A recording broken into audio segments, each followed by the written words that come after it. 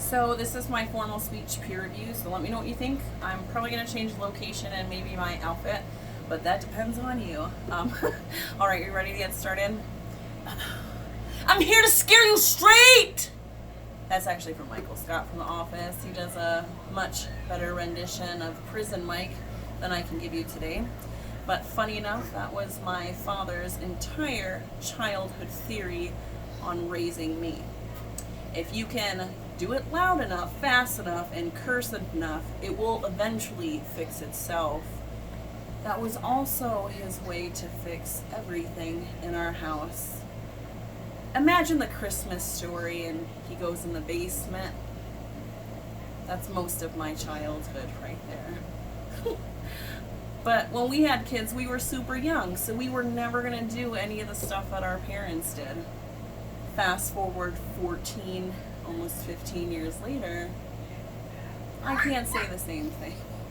So I really started getting emotional about me as a parent and how I would take care or discipline things. I mean, my father was a Marine Corps man.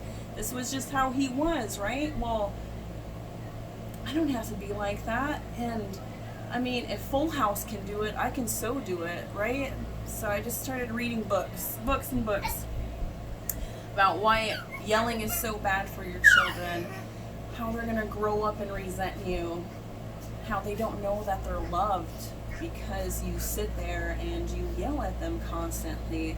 I mean, it's not just, one book. I mean, Toddler Discipline, Tips for Not Yelling. That's by Lisa Marshall. The Parents Magazine.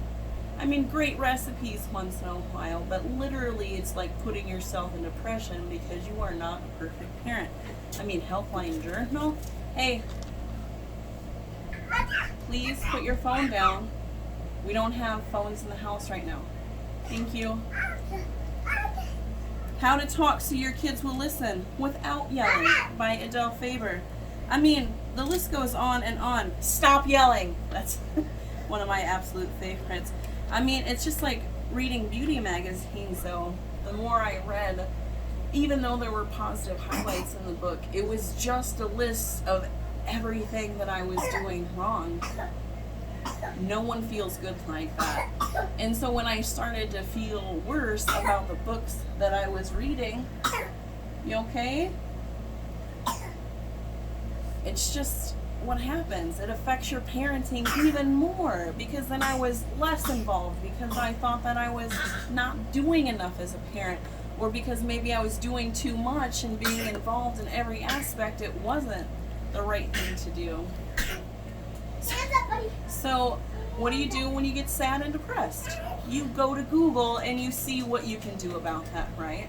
Well, good news, I'm not dying, and I actually found a lot of great material. A few of them I'd, of course, like to share with you. The first one is actually an audiobook that you can get online, and it's more aimed towards fathers, but the best, these titles are imaginative. How Not to F Up Your Kids Too Bad, and that's by Stephen Marsh. I mean, they're really awesome titles. Here's another good one. How to Stop Losing Your Shit with Your Kids. That's from Carla Naumburg. But really what these do is they address yelling more as a humor topic and not so detrimental, of course, if you're yelling too much. Hey, so I've already asked you. I said, you gotta put the phone down, not in the house. You took the phone again. Now the phone is mine. Put the phone on the table. Okay. Consequences. So back to topic, right? It's not, maybe it was the books that I was reading that just made it seem that if you do this, you're wrong. And then I got to Exploding Unicorn. He's actually on Facebook. It's James Breakwell, and he does the humorous side of parenting as well, where it's not just the darndest thing your kids say, but really emotional things that your family does together and bringing the bright side out of it. Disciplining is one of those.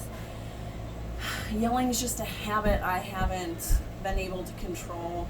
And so when I read all the books about what I was doing wrong and I still couldn't fix that habit, I mean, reaching out, even if it's a mother's blog online about the humorous side of what we do and how we mess up our kids. I know it's morbidly humorous, but it's true. But my favorite recommendation for the moms, maybe soon to be moms, even the dads out there, my husband actually read this one with me, Shitty Moms. This is a guide for the rest of us. The one I like about this book actually is the fact that 4 mothers wrote this book together, and it's the humorous side, how we try everything, and it's not just one perspective that this goes through.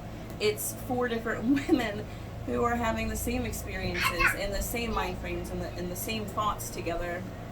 And you know, I'm more about humor myself, so getting rid of the I'm doing everything wrong side was really what I wanted to bring out. It has a lot to do with, all right, so second time, phone down. Third time, you know that we have the rules. You know there's a consequence for your actions. Now it's time. I need you to put the phone down again. You're in the corner for 2 minutes. You gotta let your mind rest, breathe, and we'll revamp here in a minute. Okay? Thank you.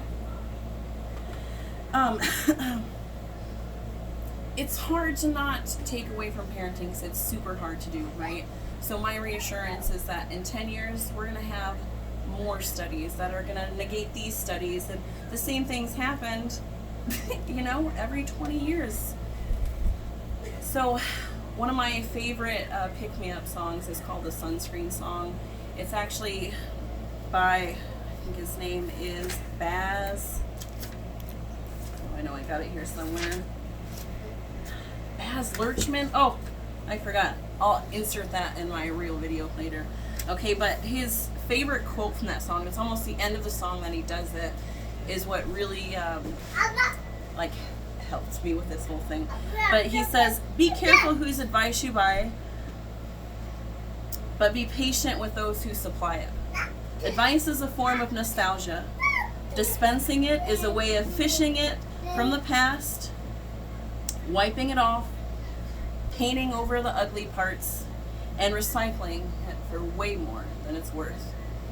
And if that isn't every parenting thing I've read ever, and every beauty magazine, right?